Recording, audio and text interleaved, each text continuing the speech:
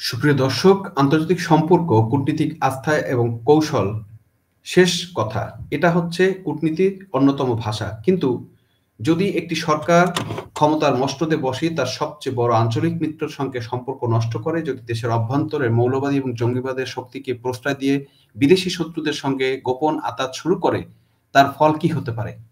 তার ফলাফল আমরা আজ দেখছি। বাংলাদেশের অর্থনীতি এবং কৌশলগত স্বার্থের চরম বিপর্যয়। থাইল্যান্ড থেকে চট্টগ্রাম বন্দর হয়ে ভুটানের পণ্য পরিবহনের যে পরীক্ষামূলক ট্রান্সশিপমেন্ট কার্যক্রম শুরু হওয়ার কথা ছিল, তা ভারতের ভূখণ্ড ব্যবহারের অনুমতি না পাওয়ার প্রথম দিনই বিপর্যয়ের মুখে পড়েছে। 28শে নভেম্বর বুড়িমারি পৌঁছানো প্রথম কন্টেইনারটি এখন লালমনিরহাট বুড়িমারি স্থলবন্দরের প্রায় পড়ে আছে, মানে অচল অবস্থায় পড়ে আছে। চ্যাংড়াবান্ধা স্থলবন্দর দিয়ে ভারতে প্রবেশের চেষ্টা করেও মেলেনি অনুমতি। এই ব্যর্থতা নিছক পরিবহন বাণিজ্যের ক্ষতি নয়, এটি ডক্টর ইউনূসের নেতৃত্বে, মানে ডক্টর ইউনূস নয়, যেটা আমি বলি পিচাস ইউনূসের নেতৃত্বে থাকা অন্তর্বর্তী সরকারের ভয়াবহ কূটনীতিক অদক্ষতা এবং ভারত বিদ্বেষী নীতির চরম মূল্য। আজকের এই ভিডিওতে আমরা দেখব কিভাবে ডক্টর ইউনূস সরকার পাকিস্তানপন্থী জঙ্গিবাদী নীতির কারণে ভারত এই ট্রানজিট সুবিধা বন্ধ করলো। বুড়িমারির এই কন্টেইনার কেন পণ্য শুধু নয়, বাংলাদেশের আঞ্চলিক কূটনীতির ব্যর্থতার প্রতীক কিনা, সেটা নিয়ে আমরা আলোচনা করব। আমরা একটু নিউজগুলো দেখে আসি। প্রথম দর্শক, এখানে নিউজগুলো যেগুলো বলা হয়েছে, ভারতের এই যে বাধায় ভুটানের ট্রান্সশিপমেন্ট পণ্য বুড়িমারিতে আটকা, বাংলাদেশের সড়ক পথ ব্যবহার করে ভারতের অভ্যন্তরীণ ভুটানে পরীক্ষামূলক ট্রান্সশিপমেন্টের পণ্য পাঠানোর উদ্যোগ আটকে গেছে। ভারতের অনুমোদন না মেলায় পণ্যবোঝাই কন্টেইনারটি লালমনিরহাট বুড়িমারি বন্দরে আটকে আছে বলে জানিয়েছে সিএনডিএফ এজেন্ট অ্যাসোসিয়েশন। আরেকটা নিউজ আমরা একটু দেখে আসি, সেখানে কি বলা হচ্ছে, ভারতের বাধায় ভুটানগামী পণ্য আটকে আছে। তো আমরা এখানে দেখি কি বলতে চেয়েছে ডক্টর ইউনূস সরকারের, ডক্টর ইউনূস না, এটাকে পিচাস ইউনূস বলতে হবে। ভারতবিরোধী কূটনীতিক জোরে ভুটানগামী পণ্য পরিবহন, ভারতীয় ভূমি ব্যবহার বন্ধ, বুড়িমারিতে আটকে গেছে প্রথম চালান। ইউনূস সরকারের কূটনীতিক ব্যর্থতায় ভুটান ট্রান্সশিপমেন্টে আটকে গেল। বাংলাদেশ ভুটানের পণ্য পরিবহনের পরীক্ষামূলক ট্রান্সশিপমেন্ট কার্যক্রম ভারতের ভূখণ্ড ব্যবহারের অনুমতি না পাওয়ায় প্রথম দিনই বড় ধরনের বিপর্যয়ের মুখে পড়েছে। থাইল্যান্ড থেকে চট্টগ্রাম বন্ধ হয়ে আসা কন্টেইনারটি এখন লালমনিরহাটে বুড়িমারি স্থল বন্দরে আটকা পড়েছে। দেখেন, এই যে ভুটানের প্রধানমন্ত্রীকে স্বাগত জানানোর জন্য ইউনূস তার দলবল সহ সদল বলে পুরো দল যে একদম মানে ভালোবাসা উতলায় পড়ার মতো কিন্তু ঝাঁপায় পড়ছে। কিন্তু এই যে ভুটানকে যে পণ্য দেওয়ার কথা, সে পণ্য কিন্তু এখন কি দিতে পারতেছে? তাহলে আপনি যদি ভারতকে ওভারটেক করে কোনো কিছু করতে চান, আপনি আবার ভারতের বিরোধিতা করবেন, সেক্ষেত্রে আপনি আমার বিরোধিতা করবেন, আবার আমার থেকে সুবিধা নেবেন, আমি কি দিব না। সাধারণত সেই জিনিসটা এখন কিন্তু এসে দাঁড়িয়েছে। প্রথমে বোঝা যাক এই ট্রানজিট কেন গুরুত্বপূর্ণ ছিল। শেখ হাসিনা সরকারের সময় 2020 সালের জুনে বাংলাদেশ একটি বিশেষ সুবিধা অর্জন করে ভারতের ভূখণ্ড ব্যবহার করে তৃতীয় দেশে পণ্য পাঠানোর। এই সুবিধা দেখেন, এটাও কিন্তু শেখ হাসিনা সরকারের অবদান। এই সুবিধা বাংলাদেশের আন্তর্জাতিক বাণিজ্যিকের একটা নতুন উচ্চতায় নিয়ে যেতে পারতো এবং সেই পথে কিন্তু আমরা হাঁটছিলাম। পাশাপাশি আঞ্চলিক বাণিজ্যে বাংলাদেশের ভূমিকা বাড়তো। ভুটানের পণ্য পাঠানোর এই ট্রান্সশিপমেন্ট সেই কৌশলগত অর্জনেরই কিন্তু একটা ফল ছিল। শেখ হাসিনা সরকারের অর্জনের বা প্রধানমন্ত্রী শেখ হাসিনার অর্জনের কিন্তু শেষ নাই। এইটা কিন্তু তার একটা ফল।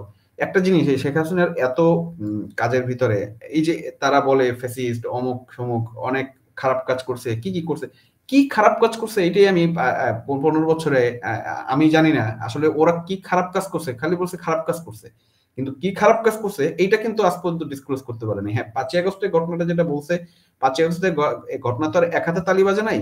ওই যে আন্দোলন কোটা নিয়ে যখন শুরু করে, রাস্তা আটকিয়ে যখন দিচ্ছে, জনমানুষকে কষ্ট দিয়ে রাস্তা আটকাচ্ছিল, স্বাভাবিকভাবে প্রশাসন তো সেই ব্যবস্থা নিবে। শাহবাগের মোড়ে প্রত্যেকটা রাস্তা আটকাই দিয়া, গণজাগরণ মঞ্চ তো শাহবাগে আন্দোলন করছে, ওই রাস্তা আটকাই তো করে নাই, একটা সাইড নিয়ে করছে, বাকি 3 সাইডের রাস্তা গাড়ি চলছে, সবকিছু চলছে।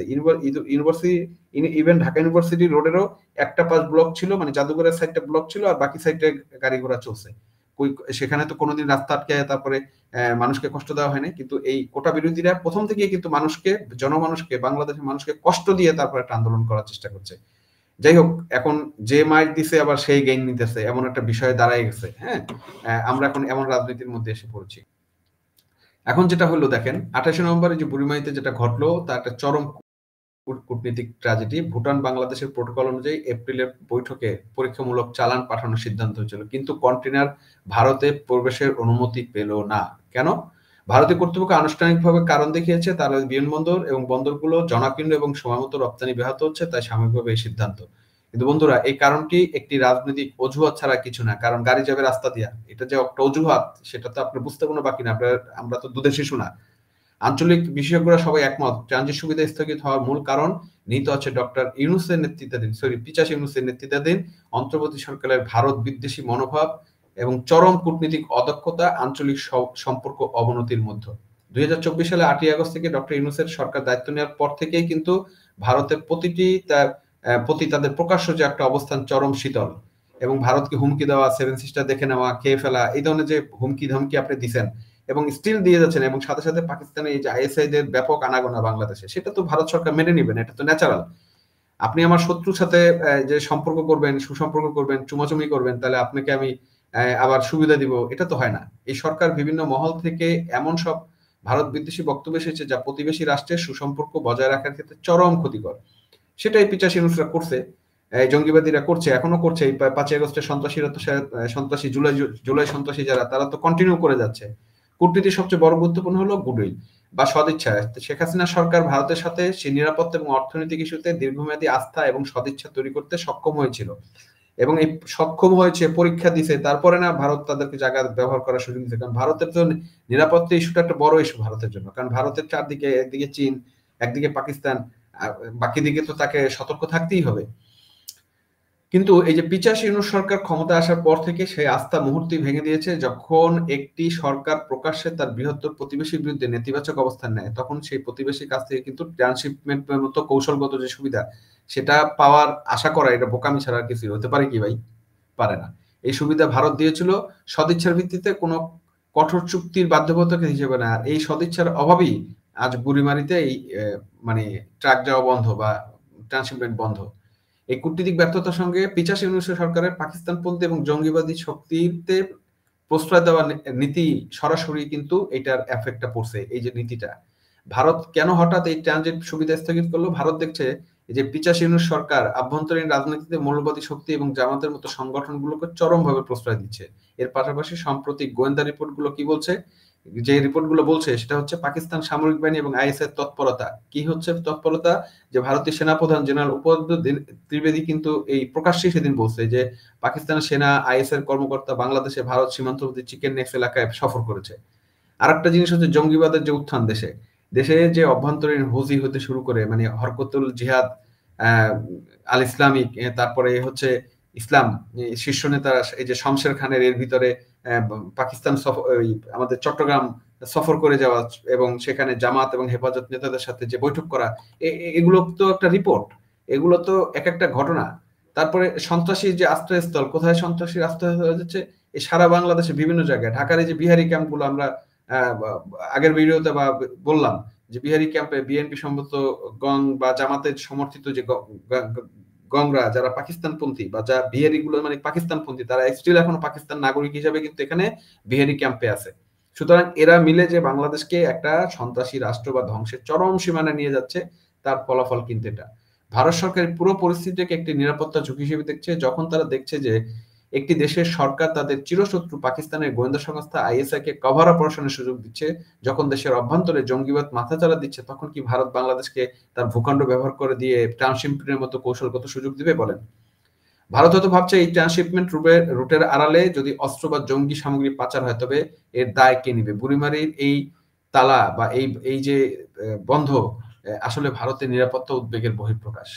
এই পিচাস ইউনূস সরকার তার রাজনৈতিক সুবিধার জন্য যে জঙ্গিবাদ এবং ভারত বিরোধী কূটনীতি বেছে নিয়েছে, তার ফলাফল এই বাংলাদেশের অর্থনৈতিক দুরবস্থা। এই ট্রান্সশিপমেন্টের সুবিধা স্থগিত হওয়ায় অর্থনৈতিক মূল্য কি হলো, আমরা কি লস করলাম সেটা একটু আমরা জানি দর্শক। বাংলাদেশ কেবল ভুটানের সঙ্গে বাণিজ্য সুযোগ হারালো না, এর মাধ্যমে দেশের বৃহত্তম কৌশলগত অর্থ বা স্বার্থ ক্ষতিগ্রস্ত হলো, আঞ্চলিক বাণিজ্য পতন হলো।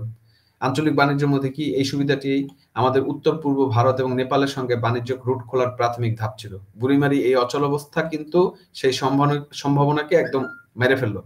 2 নম্বরে যেটা ছিল চট্টগ্রাম বন্দরের গুরুত্ব হ্রাস পেল। মানে চট্টগ্রাম বন্দর যে আঞ্চলিক হাব হিসেবে প্রতিষ্ঠা হওয়ার যে লক্ষ্যটা ছিল, যে সুযোগটা তৈরি হয়েছিল, যে এটা সহ সেভেন সিস্টারেও যদি তাদের পণ্য কিন্তু আমরা চট্টগ্রাম বন্দর ব্যবহার করে এনে দিতে পারতাম, সেই সুযোগটা কিন্তু আমাদের গেল।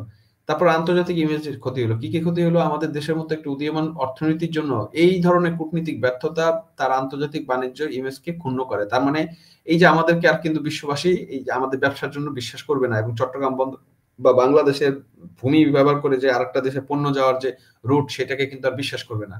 আন্তর্জাতিক মহল এখন বাংলাদেশকে একটি এমন রাষ্ট্র হিসেবে দেখবে যারা আঞ্চলিক অংশীদারের সাথে বিশ্বাসযোগ্যতার সম্পর্ক বজায় রাখতে পারে না। বা দেখা যাচ্ছে বলবে যে কি জিনিসটা, যে আমরা আমাদের প্রতিবেশীর সাথে সম্পর্ক ঠিক রাখতে পারি না। এদিকে ডক্টর ইউনূস সরকার বিশ্বজুড়ে গণতন্ত্র এবং সুশাসনের কথা বলছেন, অন্যদিকে ওই পিচাস ইউনূস, অন্যদিকে তারা দেশের অভ্যন্তরে এমন এক পরিস্থিতি সৃষ্টি করছেন যেখানে অর্থনৈতিক অর্জনগুলো তাদের অপরিণামদর্শী কূটনীতিকের শিকার হচ্ছেন। ডক্টর ইউনূস সরকারের কূটনীতিক ব্যর্থতার ঘটনা এটা স্পষ্ট করে যে ভূরাজনীতিতে আবেগের কোনো স্থান নেই। এই সরকার ভারতের সাথে সদিচ্ছার সম্পর্ক ভেঙে দিয়েছে এবং তার বিনিময়ে দেশের অর্থনীতি এবং কৌশলগত স্বার্থকে জিম্মি করেছে বা ধ্বংস করেছে। বুড়িমারিতে আটক থাকা এই কন্টেইনারটি আসলে ভুটানের পণ্য নয়, এটি বাংলাদেশের নষ্ট হওয়া আঞ্চলিক আস্থার প্রতীক। বুঝতে পারছেন দর্শক?